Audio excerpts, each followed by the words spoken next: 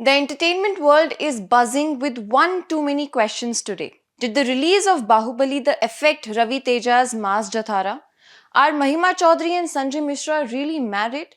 And was Mamta Kulkarni's controversial statement meant for Dawood Ibrahim or Vicky Goswami? Hello and welcome to The Print. I am Triya Gulati and you're watching Off Script, your daily roundup of everything happening in the world of entertainment. A decade after S.S. Rajamouli's Bahubali changed the face of Indian cinema, the grand saga has returned to theatres as Bahubali the Epic.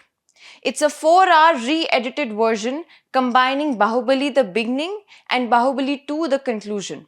Released today, the special cut is already winning hearts worldwide, with early viewers calling it a must-watch experience. Advance bookings for Bahubali the Epic were strong, proving that Rajamouli's magnum opus still holds a powerful connection with audiences. Social media, especially X, is filled with praise for the emotional impact and refined presentation of this reimagined cut.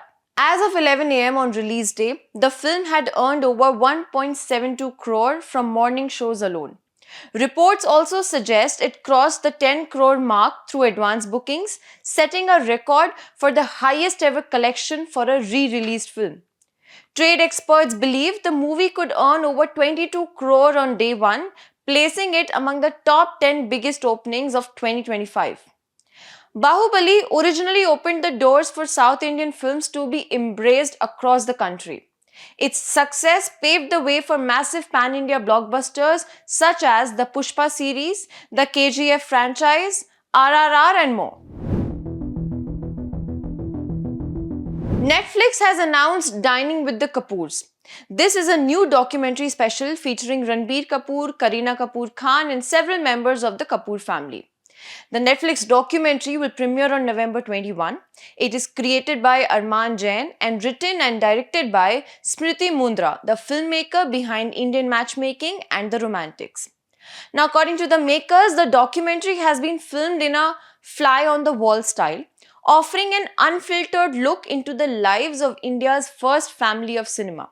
It also serves as a heartfelt tribute to the legendary Raj Kapoor, marking 100 years of his legacy.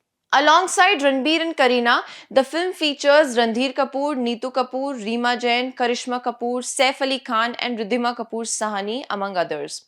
The family is set together to share memories, stories and moments of laughter, giving viewers a warm glimpse into the bond that ties them together.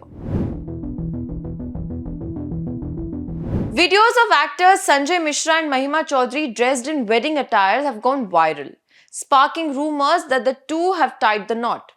So what's the reality behind the clips? Well, they're not married and the video is not from a real wedding.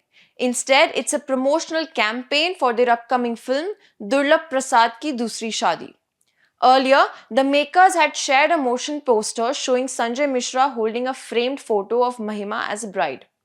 Directed by Siddharth Raj, the film also stars Praveen Singh Sisodia, Abhay Anand Singh, Palak Lalwani and Vyom Yadav.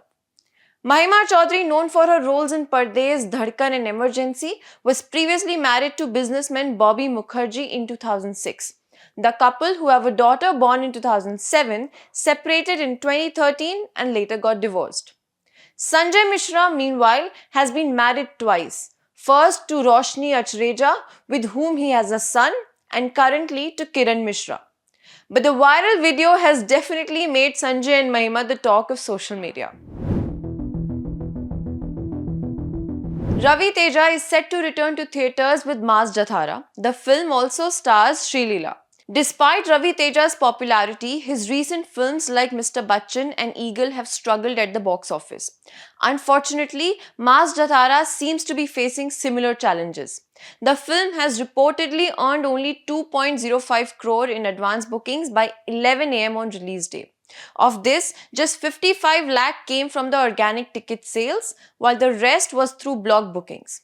The movie has reportedly been made on a budget of 90 crore.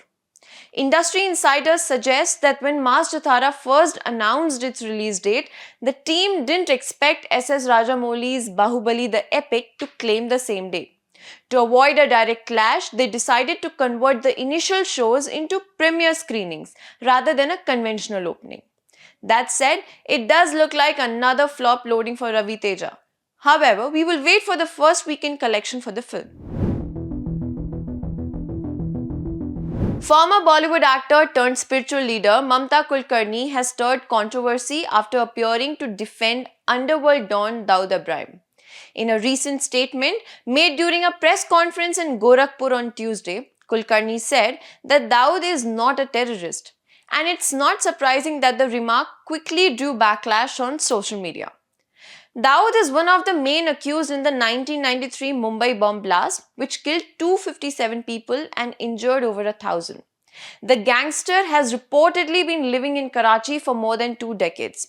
As criticism mounted, Mamta clarified that her comments were misunderstood. Kulkarni said that she was referring to Vicky Goswami, not Dawood Ibrahim, adding that Dawood is indeed a terrorist. Now you must be thinking, who is Vicky Goswami? Well, Goswami is a former drug trafficker who was linked to Kulkarni in the past. He was also jailed on multiple charges. Mamta further clarified that she has never met Dawood and has no association with him or with politics or the film industry. Mamta was one of Bollywood's most popular actresses in the 90s, known for her roles in Krantiveer, Karan Arjun and China Gate. She left the industry in 2002. In 2016, she was named as one of the accused in a 2,000 crore international drug case. But the Bombay High Court dropped the charges in 2024. She now lives as a monk, dedicating her life to spirituality. Thank you for watching and follow for more.